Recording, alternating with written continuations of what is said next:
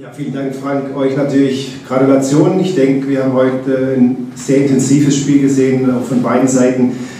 Erste Halbzeit, Frank hat es richtig analysiert. Ich glaube, da waren wir von Beginn an gut im Spiel und haben auch wirklich versucht, den Gegner unter Druck zu setzen. Das ist uns sehr häufig gelungen, hatten aber auch nicht die absolut großen Torchancen, hatten ein, zwei kleine Möglichkeiten.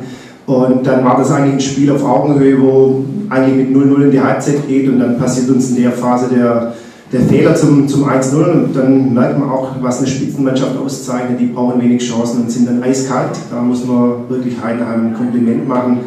Wir haben es in der zweiten Halbzeit dann auch noch versucht. Heidenheim hat gut verteidigt, stand gut.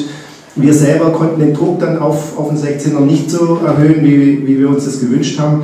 Und trotzdem war es bis zum Ende eigentlich noch offen und war vielleicht noch eine Elfmetersituation, eine Schusschance mal. Insgesamt sehr, sehr lauffreudiges Spiel von beiden Seiten mit viel Mittelfeldpressing.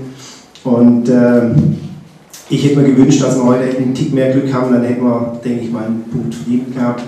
Aber Kompliment an Frank und seine Truppe, sie hat bravourös gekämpft bis zum Ende, ja, und das zeichnet auch eine Spitzenmannschaft aus. Da wollen wir irgendwann hinkommen, ja, wir sind es noch nicht ganz.